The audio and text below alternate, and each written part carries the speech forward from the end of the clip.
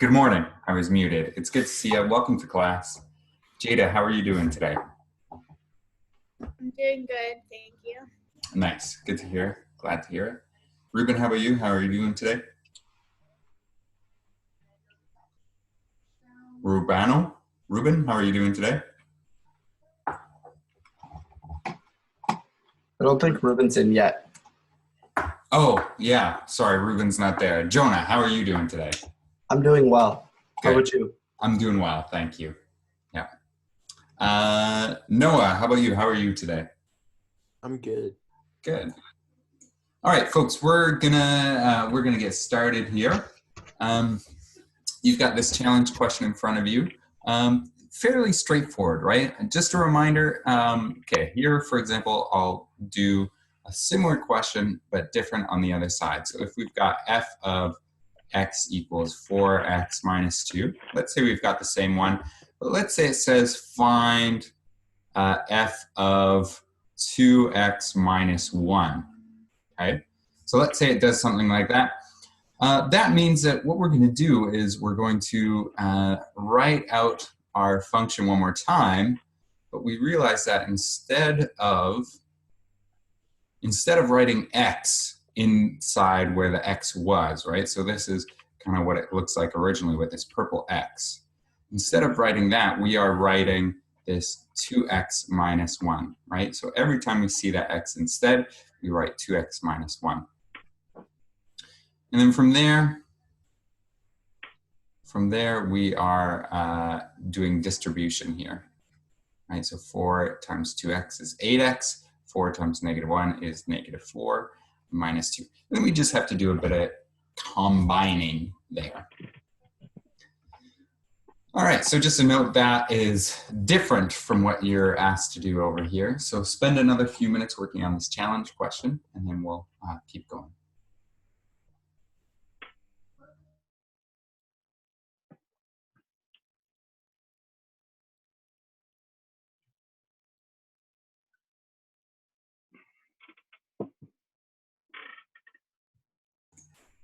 Jonah, sorry, I was calling you Ruben before because your name said Ruben there. But Jonah, you're doing well today? Yeah, I should have switched it. It should be Jonah now. Yeah, it is. You're named accurately now. Yeah, I don't know why it does that, but it's saved. Like every single time I log in, it logs me as Ruben, even though it's over my account. Right. Yeah. It's weird. Same thing. Like I feel like I've changed my Zoom name to Caleb Bohr, but every time I log in, it's my email address, which not a big deal, but yeah. Yeah. Yeah.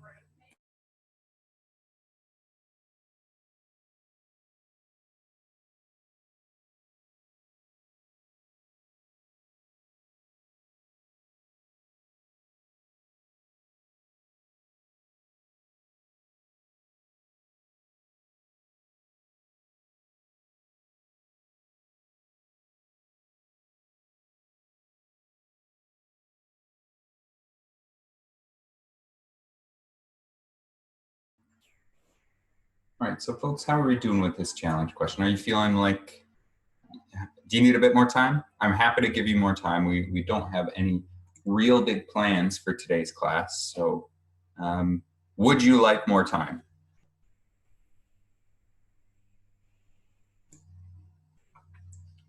I didn't, okay, I think I saw 2 people do this.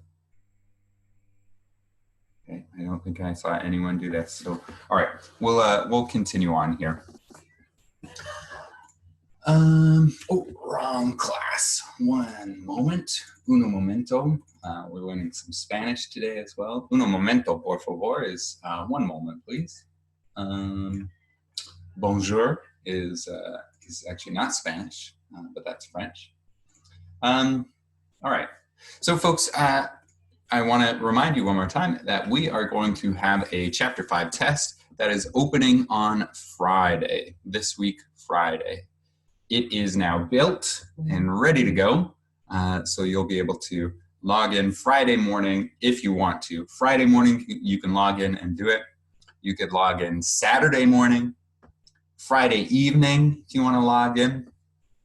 There is, I think there were 17 questions, 17 or 18. There is a 120-minute limit. I think most people will finish in a much shorter time than that. But if you want to, you can leave yourself that much time. And yeah, there's some multiple choice, but there's also some written. And don't forget, because I think this throws some people off. So there's some multiple choice. There's some numerical response. This is what I'll call it, where you're asked to type in a number. Okay. And so yeah, keep that in mind. And then there's some, I think there's just one or two essays, what Canvas calls them. They're like short answer. I think just like 2 sentences will do the trick. Okay. I am going to suggest that these short answer ones, don't leave them blank, right? Even if you feel like you don't know how to find the final total correct answer, if you even like are able to explain a little bit about the kind of work that the question involves, I'll look at that and I'll probably give you marks for it, right?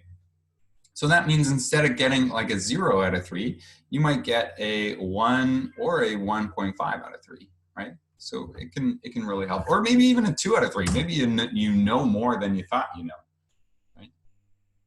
Are there any questions about that test? All right. Okay, so then just at the beginning of the class here, I want to do a little bit of review of what we did in Chapter 5, just to remind you. And then we're going to start working on the chapter review from your textbook, and we'll do that a little bit with groups and then just a little bit kind of on your own. Excuse me. So you may recall that we learned 3 different forms of linear equations. We've got the slope point, or your textbook calls it the point slope form. We've got the slope intercept. That is everyone's favorite form. We love this one. Okay. And then we've got our general form. We didn't use general form that much, but you do have to know this. Okay. You have to know that general form kind of goes something x plus something y plus a constant equals 0. Algebra can be used to change between the forms, and we practice that. You need to recall, you need to remember how to do that, okay? How to go between the 3 forms. Is there anyone taking notes right now that would kind of like a bit of time on each of these slides here? Or any questions? If you got a question, now would be a great time just to ask any questions you have about this. When it comes to the general form, in the question, will you usually be given a, b, and a constant? No, a more typical style of question would be like to be, let's say you were given this equation, y equals 2x plus 5, and you're told convert or write in, convert to general form. Okay. So right now, what form, not farm, what form is this in? Slope intercept. That's right. So yeah, you might just be asked to convert to general form. Actually, I'm going to make this a little more challenging on myself. I'm gonna make this slope, let's say, 2/3. Okay, 2/3 x. And so we can see that what we've got to try to do is get everything to one side of the equal sign. Maybe I'll just continue here, right? So we've got, let's say we bring that y over, so it becomes 0 equals 2/3 x plus y plus 5. Doesn't matter that the 0 is on the left instead of the right. That doesn't matter. One thing that does matter, we didn't get into the weeds too much about this during our class, but this number right here should be a whole number. I think we did talk about this in class. And so that means that what we should do is multiply everything by this 3, right? We choose that denominator there and check out what happens, okay? 0, so this is kind of like everything is being multiplied by 3, including that 0. Well, 0 times 3 is just 0. 2/3 times 3, I'm just gonna do that here. What do we get? Well, that's like 2/3 times 3 over 1. It's like the 3 cancels out, and we're left with just 2 over 1, which is just 2. So we get 2x. 3 times y just becomes 3y, and 5 times 3 becomes 15. This is absolutely the best general form right there. So say that your number is already a whole number. Can your y just stay y? Yeah, yeah, Okay. yeah, exactly. So that's why I made it more challenging for myself, just to kind of showcase that multiplication trick. All right. I'm not sure if there's a question about general form on your test. There might not be, but it's good to know anyway. All right, any other questions about any of these forms or anything? All right, slope-intercept form, just a reminder that it's got these, it's got the two variables, right? It's got our dependent variable y and our independent variable x. Beyond that, there's two things that are usually replaced with numbers, and those two things are m, our slope, it's always attached to the x, and b is our y-intercept. Very important to know. This helps us graph it very well, and this means that if we have some sort of graph that looks like this, let's say it looks like this, and let's say you know a few things about it, like you know that there's a point here, right? And you can count like the how it's going up and over. Let's say this is actually 3, just to distinguish a little bit. Okay, so if we've got this, we can see by counting 1, 2 up and 1 over that our slope is 2. We can see that our y-intercept is 3, so that's our b. B is 3. That means that we can build our equation very easily. There it is, done. All right, so we do want to be able to look at our graph and build an equation, or look at an equation and build a graph. We want to be able to do both of those things. Just stop me if you have any questions, but let's check out what we got next here.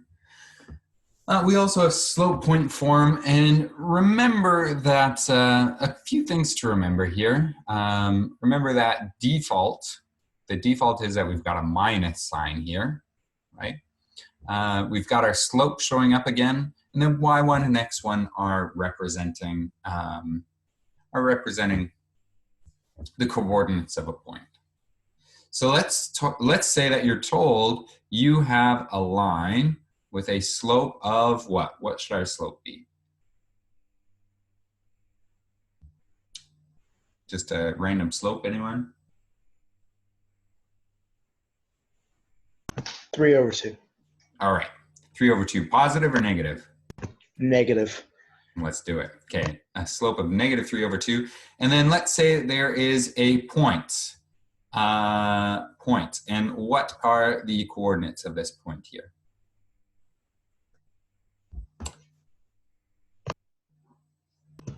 Two and negative 18. All right, I'm glad you threw a negative in there. Good. And so if we were asked to build an equation of this point, well, sometimes you're asked to build specifically the y or the slope-intercept form or the general form. Let's say that we're told to build the slope-intercept. What I might choose to do is to actually start with the slope point form, okay? So I realize that I've got y minus my, actually I'm just gonna continue this work. up here. So I've got y minus my y1, that's y minus negative 18 equals negative 3 over 2, and we've got x minus 2. So notice I've got a minus negative, and so of course I'm just going to replace that with a plus. Have you ever seen someone, they just do this and turn it into a big positive? So when you have a minus negative, you go and it's like a big positive. What I usually do is just go when you have two positives next to each other. I would just kind of take that, annotate. I'll take Okay. this one. Yeah. And then I just like flip it and put it like that and get rid of that altogether. Okay. So wait, which one will you get rid of? What will you get rid of? Probably either or. I kind of just got rid of the brackets after that. It didn't matter. Yeah. So whatever you do to remember, like, hey, we've got a minus negative or whatever. All right, so we end up with y equals 8, y plus 18 equals, and then what I'm going to start doing here is distribution, because I know I have this goal in mind. For this one, I was told y-intercept. Excuse me. So I've got this goal in mind. The primary thing about this y-intercept is that y is all by itself. Of course, right now y has a plus 18 right next to it. We've got to do something about that. And there's no brackets in this one either. So we got to get rid of the brackets. That's kind of our goal. So we do that distribution there. We get negative 3 over 2x. And negative 3 over 2 times negative 2 is a plus 3. Okay. That's kind of nice. Ruben, did you pick these points on purpose to make them kind of nice? Totally? Yeah. Absolutely not. Absolutely not. All right, so next up, we're going to just subtract our 18 from both sides. And that means that we get y by itself, negative 3 over 2x. And I'm going to do this together. Negative 18 plus 3 is negative 15. Okay, there we go. And that's it. So we can see that we very easily got the slope point form. That was this one. But then we had to do a little bit of work to get into slope intercept form. Alrighty, Rooney. Stop me if you've got any questions. So we kind of did we did a couple of points already, like converting between those points. Actually, I wanna go through these one at a time. So let me exit here, check it out. We're gonna go animate by paragraph. Here we go. Okay. We also have horizontal and vertical lines that we can talk about. So we remember that, hey, if we've got a vertical or a horizontal line like this, we realize that that is a slope of 0, m equals 0. And so what we usually do is something like this. We have it just written as y equals 2, for example. Okay. If we have a vertical line, our slope, what do we say about the slope? This is where we say m is undefined. Okay, we have an undefined slope, and this is, then we could write this as x equals negative 3, for example. I'm estimating that's about negative 3. So that's how we write horizontal and vertical lines.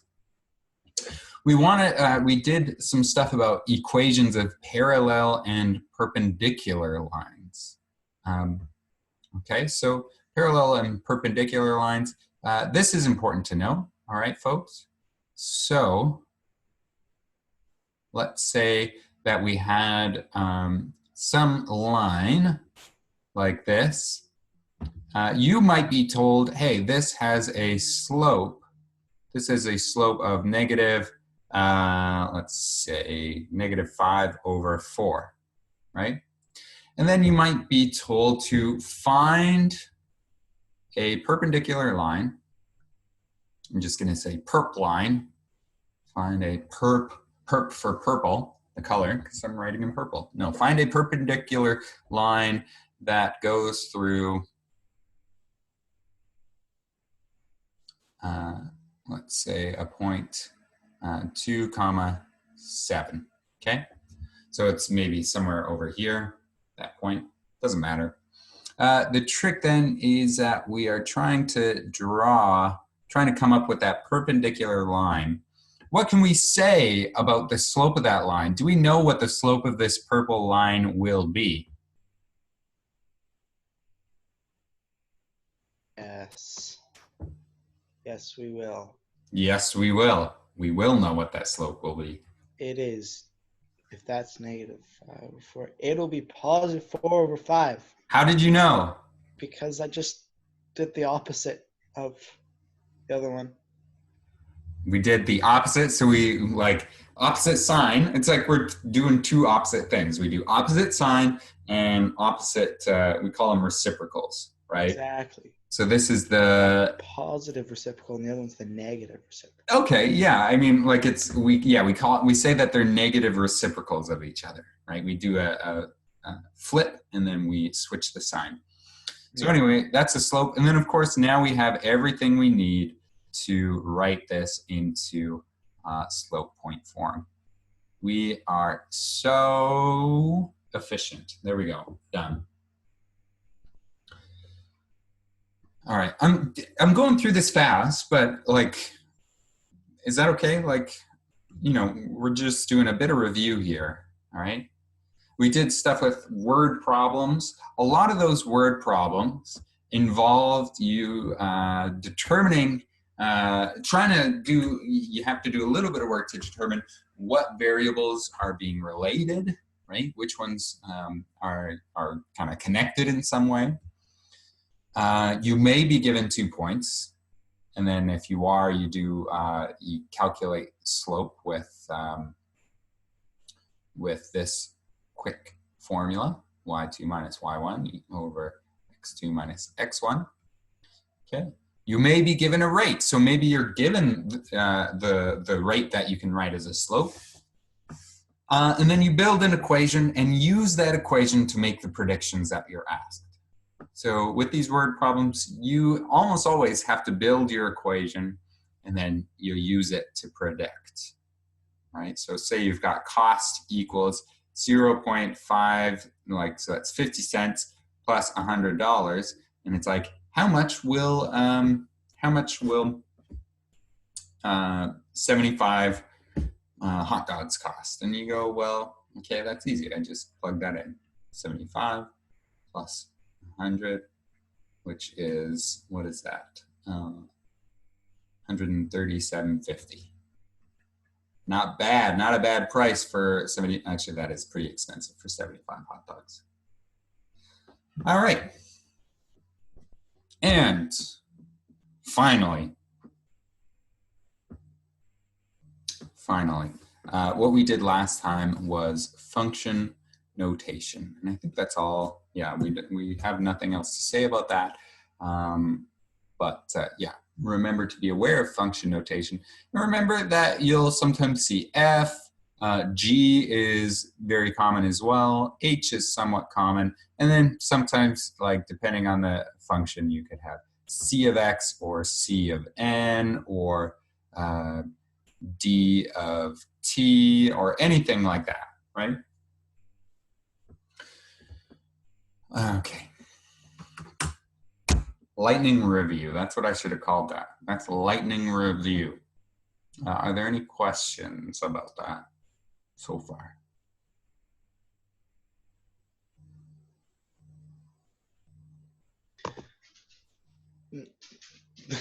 I guess not, because it's just like go, go, go, go, go. Yeah, did that feel too fast, guys? Oh, it was perfect. We're good. Yeah, okay. Like, I mean, I understand it, but like as a person who's trying to take notes, it was a little bit fast. So I kind of referred to screenshotting. So Okay. it worked out. Yeah, so sorry, I know that some people, or I suspected that perhaps there were some people trying to take notes and maybe some people that were just happy to kind of listen. I'll kind of clue you in into what the rest of class will look like. And you'll have like I'll be able to go back to some of these pages if you want, Krista, so we can have a look. So for today's class, this is kind of what I had thought we could do. So for 8 minutes, I'd like you to work together in a group to become an expert on one question from the review on page 228. And then after that 8 minutes, we'll come back together. I think we'll just have 2 groups, really, because we've got 6 students. Come back to the main session. Groups will present their questions. So you'll have 2 minutes just to present a question, all right? Straightforward. And then the third point here, we'll just have some time for you folks to continue working on the review, and you can ask questions as you go. Depending on what you want, we can do breakout rooms or we can stay in the main session, and that'll be it. Okay, some good practice time. All right. Are there any questions at this point?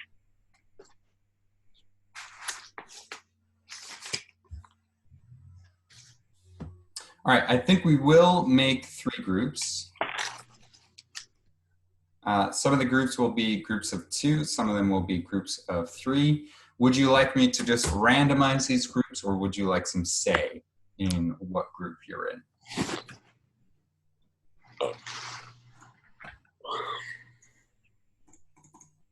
Are you going to do different levels of questions? That's a good thought. So let's say that if we have different levels of questions, actually it's kind of from different sections, right? So let's say group A, you've got a choice of these 3. Okay, we'll color coordinate. This will be great. Group B, you've got your choice from these 3. And I know it seems like, why does group C have the biggest choice? Well, it's because C is potentially the more difficult question. So group C, they've got their choice of these 6. All right, so let me know what group you would like to be in. You can type it into chat, type your group there. I might reserve the right to put you in a group you didn't request, so just be aware of that. Okay, but yeah, put your letter into chat.